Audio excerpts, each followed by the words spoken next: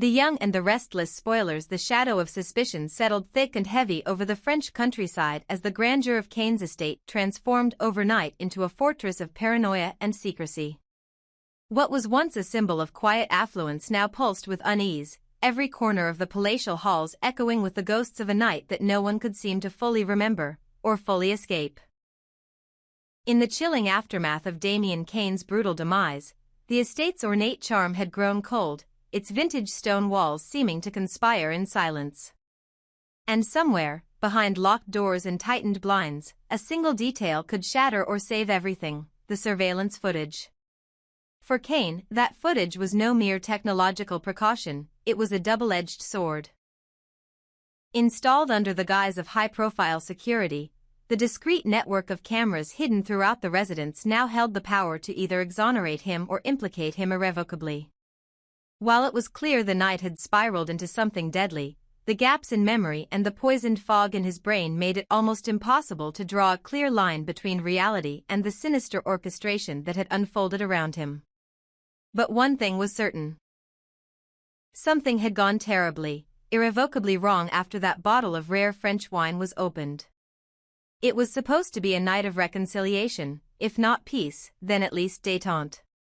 The long-standing tension between Kane and Damien had reached a fever pitch over the past few weeks, with secrets whispered behind wine glasses and old grudges flaring in the shadows. Yet, against better judgment, Kane had extended an invitation to Damien under the pretense of civility. The wine was selected meticulously, its vintage rare, its aroma rich and smooth. But that very bottle, presented with elegance and poured with ceremony, would mark the beginning of the end. The dizziness came first, subtle but unmistakable. Damien's laughter, once confident and biting, began to soften into something sluggish, almost confused. Kane, too, had blinked more than once, feeling the room spin just slightly off-axis. There had been a brief look between them, a flicker of mutual realization, before everything descended into blurred movement and muffled memory. The next clear moment was chaos. Damien, stumbling backward, his eyes wide with incomprehension and fear, had no time to scream before the blade found his back. A clean, brutal arc, silent but final. The killer had vanished before the echo of Damien's collapsing body reached the marble floor. Blood pooled quickly, thick and almost too vivid against the white and gold decor. And Kane stood still, his limbs heavy not just with the drug coursing through his system, but with a dread so complete it seemed to fossilize him in place. Someone had set this up. Someone had been counting on the surveillance, on the paranoia, on Kane's history and his instinct to protect himself at all costs. But the more pressing question now haunted him in the quiet. Had someone also counted on Kane trying to erase the evidence? In the days that followed, Kane's every move was laced with calculation. Chance Chancellor had arrived in Nice with the full weight of the law behind him, armed with questions that sounded friendly but cut like scalpels. Kane kept his expression composed, but internally, his mind raced with contingency plans. He knew the cameras might have captured everything. Or nothing. Or, worse still, just enough to make him look guilty. He found himself alone in his study on more than one occasion, staring at the secure monitor that controlled access to the camera archive. His fingers hovered above the keys, paralyzed by indecision. Did he dare look? Would watching the footage trigger a spiral from which he could never escape? Or could it give him the only chance he had to prove he wasn't the one holding that dagger? Eventually, the temptation proved too much.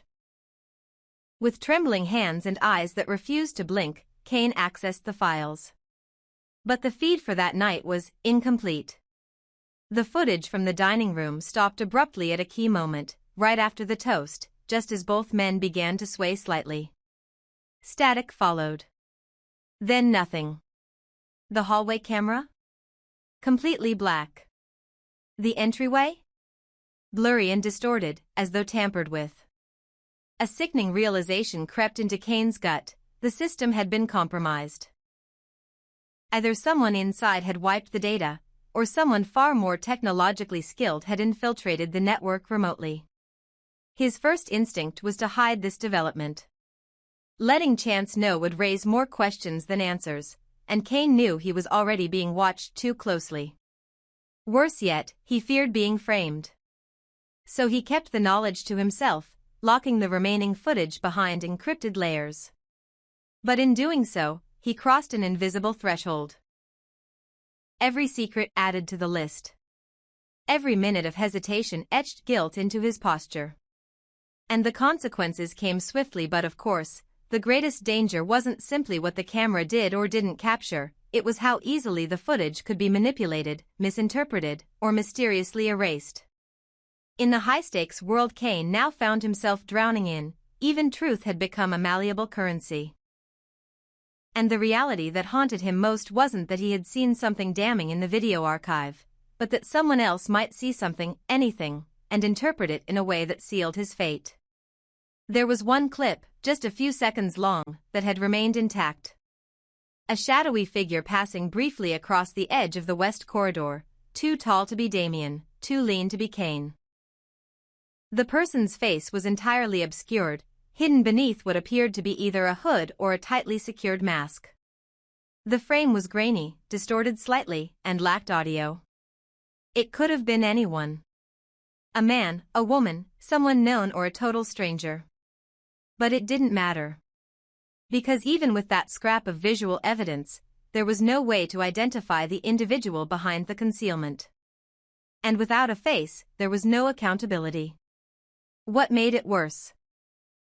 What began gnawing at the edges of Kane's remaining sanity was the growing possibility that the killer had known exactly where the cameras were.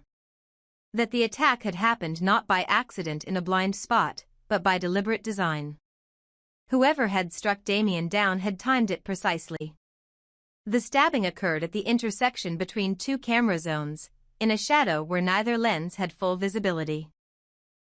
The dagger's gleam had barely registered before the figure vanished again, swallowed by the dark stretch of hallway that had inexplicably gone offline for 12 minutes that night. 12 minutes. Long enough to kill, to clean, and to escape. Long enough to set Kane up without leaving fingerprints.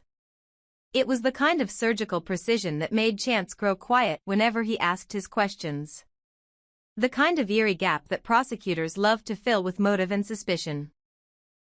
The kind of missing puzzle piece that made everything else, Kane's confusion, his late-night deletions, the altered archives, appear less like fear and more like guilt.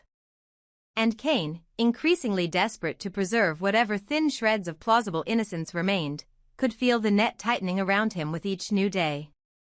If Chance were to gain access to the video records, especially in their current fragmented state, it would almost certainly deepen the storm. The detective had already begun circling back through Kane's previous interviews, pressing harder on inconsistencies that could be explained as shock, but no longer sounded like simple trauma. He had even quietly brought in a digital forensic analyst from Interpol, citing the need to clarify potential gaps in data retrieval. Kane knew exactly what that meant. Someone was going to uncover that files had been tampered with, and even if he didn't delete them himself, the act of hiding that fact would burn just as brightly in the eyes of the law. Worse still, Kane had no alibi for the most crucial 10-minute stretch. Everyone who had been present that night had their own version of events, but all were too fogged by the effects of whatever was slipped into the wine. Some had wandered to the veranda. Others had retired early, complaining of headaches.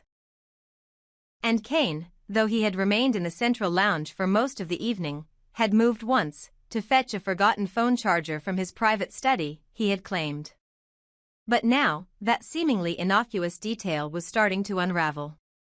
Chance had found the charger already plugged in. And no one else had remembered Kane ever leaving the main room, except for the moment just before Damien was found collapsed on the floor. That gap, small as it was, loomed like a canyon now. And the camera outside the study? Offline. Just like the others. The public version of the story, what the press in Genoa City was beginning to whisper, painted Kane as a cornered man. A powerful figure whose grip on control had slipped just far enough for chaos to fill the void. A man whose estate had become the stage for a gruesome execution, and whose silence had become its own kind of confession. In the next episodes of this unraveling saga, things would only get more tangled. Reports suggested Chance might finally confront Kane with demands to release the full surveillance archive. Not a curated copy. Not a selected reel. But the raw data. All of it. Including the encrypted sectors that Kane had sworn were corrupted. And if he refused, it could be construed as obstruction. But that wasn't the only threat hanging over him. A mysterious message had been left in Kane's private voicemail, one he'd been too shaken to share even with his legal counsel. A voice, disguised with a synthetic filter, had said simply, "I know what you saw. And I know what you did after. Stay silent, or you'll be next." It was unclear whether the message was from the killer, a blackmailer, or someone else entirely. But it made one thing agonizingly clear: Kane wasn't just a suspect. He was a target. Perhaps the next in line. If the real killer had taken such careful steps to hide their identity, masking their face, exploiting camera blind spots, wiping footage, sending warnings, then it also meant they were still watching. Still active. Still deeply invested in ensuring that Kane remained the fall guy for a crime he might not have committed. But the most damning truth of all was this: even if Kane was innocent of the murder, he was guilty of the cover-up. The lies. The paranoia. The decisions made in panic that had now become the foundation of a case being built against him. He had crossed the threshold long ago, and turning back was no longer an option. In the coming episodes, fans of The Young and the Restless will witness the slow, methodical disintegration of a man who once held power and charm in equal measure. The layers of Kane's public persona will continue to peel back, revealing a man stripped bare by guilt, fear, and desperation. And somewhere in the background, the true killer remains hidden. Perhaps closer than anyone suspects, perhaps even inside the estate, watching the walls close in around the one man who knows just enough to be dangerous, but not enough to be free. The mansion in France, once a symbol of opulence, had become a prison of his own making. The cameras, once his eyes on every corner, had become mirrors reflecting nothing but doubt. And the wine, bitter with betrayal, still lingered on the air like a ghost that refused to be forgotten. No matter how hard Kane tried to erase the past, the evidence, or the lack of it, spoke louder than any defense. And when the truth finally came crashing through the elegant facade, there would be no turning back. Only the reckoning.